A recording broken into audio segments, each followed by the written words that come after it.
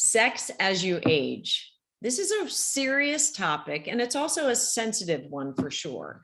It also lends to some difficult conversations with many couples. Not for us. This is easy, right? That's why we're doing it. Well, the fact that it is difficult, we've wanted to talk about this for a while because we have so many clients that bring to us this issue of sex as they age. We certainly couldn't do it alone. So we're so excited to have Nancy Lucas with us today, who is a therapist here in Essex that specializes in relationship issues, marital and premarital issues, and sex therapy. So what an exciting job that you have, I guess, at times. Yeah, I would imagine it's exciting at times. And just remember, it's an important issue, especially as retirement is getting longer and we're aging longer and hopefully healthier. And we are not sex therapists, especially Mark is not a sex therapist, but Nancy is, and we're excited to explore this topic with her. Nancy's going to share 3 tips or strategies or suggestions on better sex and intimacy with your partner. And you have to stay to the end, because at the end, Nancy's going to give us an exercise or an activity that we can do with our partner to open the conversation about sex and to embark on a journey of exploration together. This is going to be great. So make sure you stay till the end. Welcome, Nancy. Yeah, thanks so much for being with us today. Thanks for having me. So yes, I do have a very, it's a privilege what I do, and I do love my job. And this is a sensitive and important topic, and it's one that we really don't get to explore very often. I think that there's just not enough research being done about sex as we age, and we need more, but we do have some facts that I'd like to share with you guys, if that's okay. And that is that being intimate with our partner and exploring ourselves sexually can last into our 90s, which is great, and that's kind of new information that we're just finding out.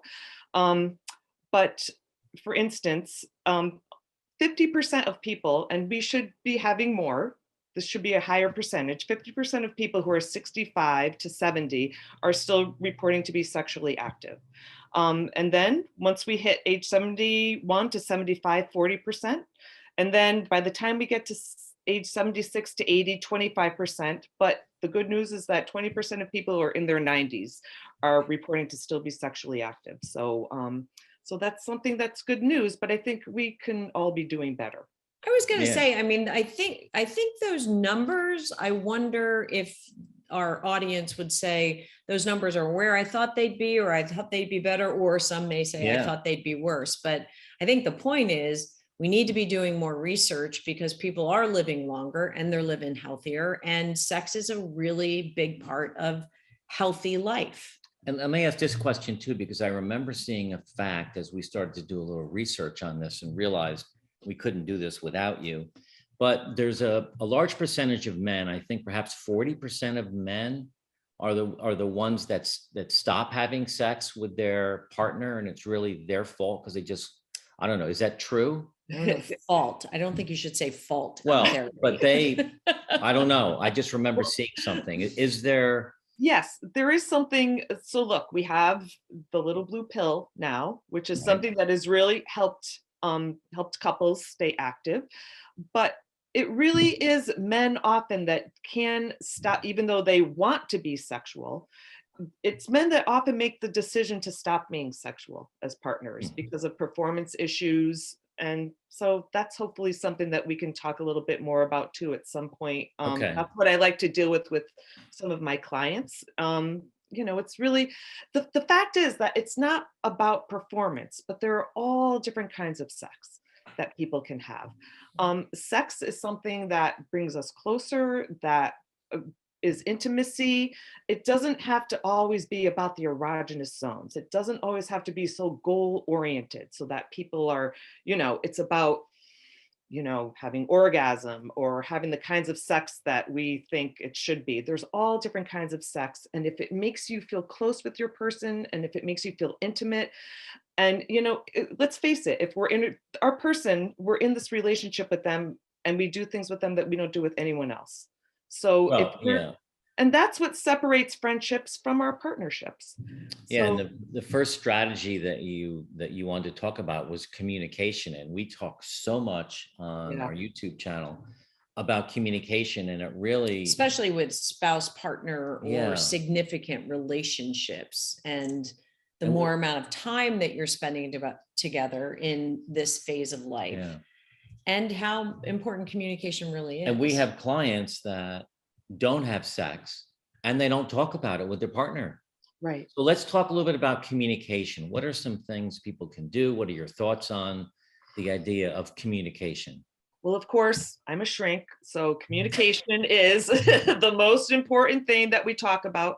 But communicating with your partner about intimacy can be really hard. And it becomes sort of this thing where, it doesn't get talked about, and then it continues to not get talked about. And then it just sort of builds and builds and builds and becomes the elephant in the room. So communication is, of course, extremely important, and around like what feels good, like what really does feel good for us now. And that can change as we age. Our bodies change, our erogenous zones can even change. All of that is something that we need to be talking to our partner about. um, Also, just being able to schedule, that's another thing that I talk about Well, can I ask a with question before you partners. go on to the scheduling? Because that is important, but communication. So there's people watching this now, and either a husband, a wife, or a partner, and they're Mhm. watching it alone, and they're really not sure what to do. They're, yeah, I have a problem. We're not having sex. How do I bring it up with my partner? What's the safest way to start a conversation around the fact that, instead of we hadn't had sex for 5 years, what are you going to do about it? Mhm. Versus, what's an easy three-step process to start a conversation? Well, of course, the what we always start as therapists with is the I statements. If you approach somebody with how you feel, I feel disconnected. I feel like we're not as close as we used to be. I miss you. I mean, those things are not going to throw up someone's defenses. Right. And that's what really Love gets in the that. way of talking about very delicate subjects like this, like intimacy. And that is that look, we're vulnerable. These are things that we have strong feelings about. So when somebody comes to us, we can, throw our guard up and be defensive. But when you start out with I and with with a feeling, I miss you. I miss our closeness. This is something that I'd like to try. I think that's a really good way to approach. Sounds so sweet. It does sound I nice. miss you, Yeah. As honey. opposed to the you, like Right. Yeah, you. yeah. Yeah. Well, Right. Yeah. that's good. That So, is so good. having a good strategy path of communication to bring it up in a nice, thoughtful, caring way, Mhm. like you said, would be great. And So, respecting the fact that your partner may not have been raised, for example, to talk about sex Of and course. what feels good, right? Everyone, no matter how long you've been together or how old or mature your relationship is, when you're brought up differently as a child, I would assume that that comes forward, Yeah, so absolutely.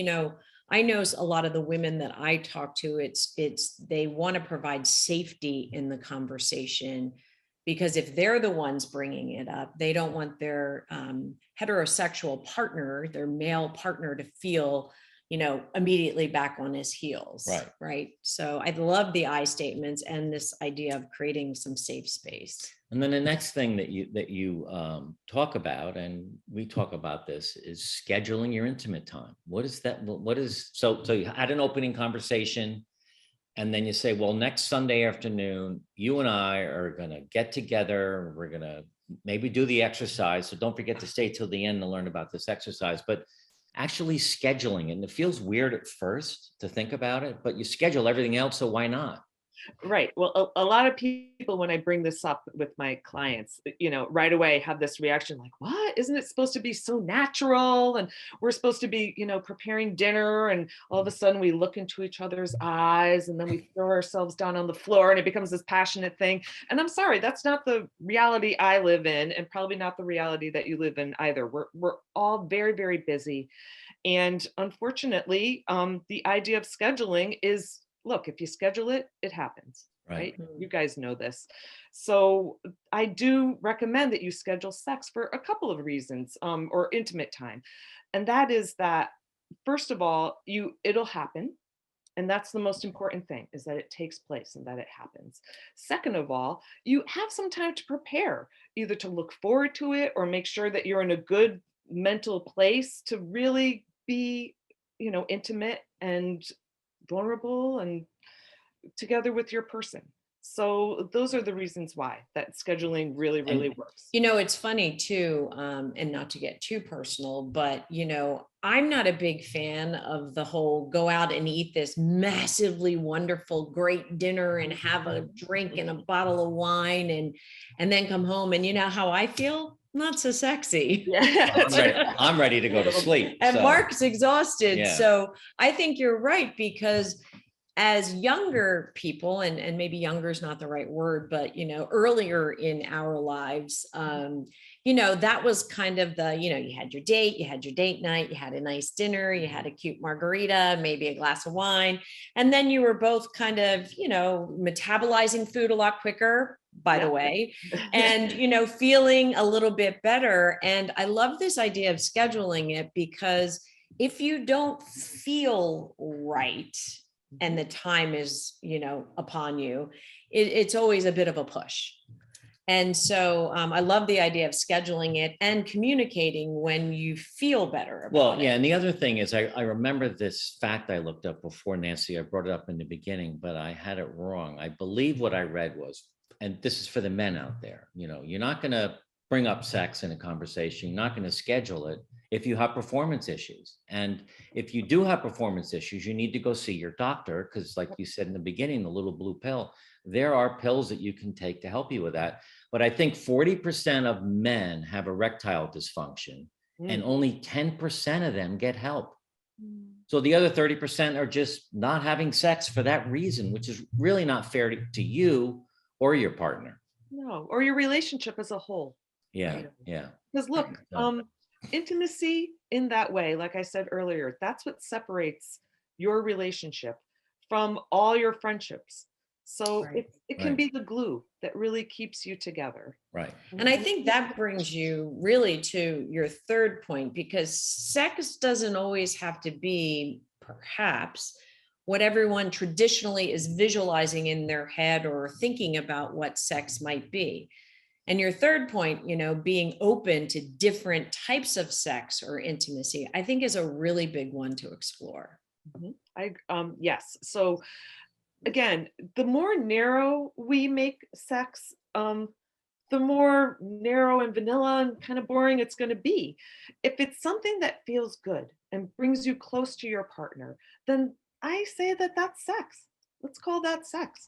It's there's all kinds of intimacy. And look, I can go on about other types of sex. There's makeup sex, right? There's sex that's more holding and more intimate, and then there's more passionate sex. But anything that brings you close to your partner, I say, we shouldn't be narrowly defining it so much. That it's really, there's all different kinds. And if it involves touching and intimacy and something that makes you feel good and close, sometimes just holding each other in that way when you're both naked, that I think can be defined as sex. So if it brings That's you awesome. close, it doesn't have to be what we traditionally think of sex as being. It's funny because, as a mom, when you have a baby, the first thing that a lot of doctors do is hand you your naked baby for that skin to skin sensation. Yes. That is so enriching and fortifying, and just such a game changer for this little person who just came in the world. And it's funny that we don't think about that longer and harder as we move through our life, how important that skin to skin contact really is for our sense of being. Absolutely. Yeah. As moms, we of course we think of that with our children. We're, usually wanting to hug them or hold them. And like you said, that starts at infancy, but we don't really think about that as much with our partners. Right. Yeah. And that's just as important. That's foundational to us as humans. Right. So Well, we've talked about communication, how important it is to start a conversation. And the second thing was scheduling it. So you've had a conversation, you scheduled it. You're now thinking different types of sex, and maybe you're not really sure what that really means, but even just hugging, like you said, is good. But that might be a good segue into the bonus activity that you want to talk about for those listeners as a place to start, where it's, so why don't you go through that? Because that was pretty intriguing when you talked to us about it. Yes, so I'm going to talk about the gold standard. And this actually was, these exercises came about as a result of the research that Masters and Johnson did long ago. So, and that is sensate exercises. So that is really getting to know our person, what kind of touch they like, what kind of touch we enjoy. And so this is the exercise. So you can do this either semi-clad, with some clothes on, or no clothes at all, naked. But basically the exercise is that you get in a quiet place, you're ready, you feel like you schedule it. Again, you're in that mindset. You go to a quiet place where you can be alone, and you take turns, 15 minutes each, just touching each other. No erogenous zones, none of those usual places that we think about when we think about sex, everything but. And the other thing is, after you're done with the exercise, you cannot have sex. Oh, But you didn't tell us that part. No, I was thinking, I had in my head when, where, how, and but Yeah. no, okay, all right. No, the whole point is that to really get back into the fact that sex, it doesn't have to be goal oriented. It's not always about orgasm. It's about closeness and about Yeah. feeling good. Right. So for 15 minutes, you take turns. One person is the toucher and the other person is receiving the touch. And the toucher just focuses on what it's like, the skin of your partner. What does that skin feel like? What does it feel like on their hair? What does it feel like, in the inside of their elbow or the back of their knees? How is the skin different? And all you do is focus on how that feels on the tips of your fingers. The person who's being touched just enjoys and can communicate, can use some of the communication with their partner. Oh, I'd like you maybe to use your flat hand, or maybe just your fingertips, maybe your fingernails, maybe a massage, maybe, there's all sorts of types of touch. Just like, how the Eskimos have, like, I forgot, like, 100 different words for snow. We should have 100 different words for touch and how we experience each other. I love that. Right. I think this has been marvelous is our first video on sex as you age, right? Yeah. I think the whole, it sounds safe, and it's starting with the communication and then scheduling it, and then doing this exercise really is a safe way to get, it's almost like when you were your first date. My first date took me forever to get where I had to go. Where are we going with this? Yeah, but when you're first a young, teenager, it's teenager. 19, Goodness. 20. Yikes. What? 19? We'll talk about this in the car ride home. Anyway, I thought this was great. I don't know if you have any closing thoughts. This was fantastic. Well, I what I love most about what we talked about today is that, sex doesn't always just have to be that act that you see, or that is, in the news, or, in video or on paper. It's really about the intimacy and the closeness and the love that you want to share and express. And I think that's really what sex as you age can become. And it feels like it can become bigger and better. Yeah. I love this. You're no longer maybe having sex to procreate, right? Yeah. So you don't have the goal there, that pressure that was there. We don't have that anymore.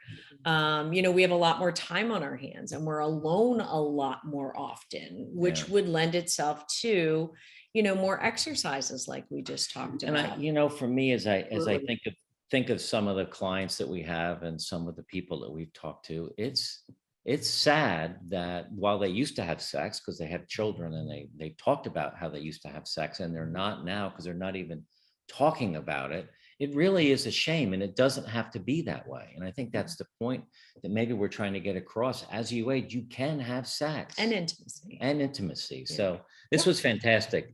Nancy, I don't know if you have any closing comments or thoughts, suggestions. Just to remember that it's a cornerstone of your relationship, and Yeah, it doesn't have to diminish as we age. right. So, and we need more research. Right. Yeah. And we'll put some of Nancy's information in the notes, Yes. notes below. And you're open to hearing from people that might want to hire you? I have some availability. Okay. Yeah, All I do. right.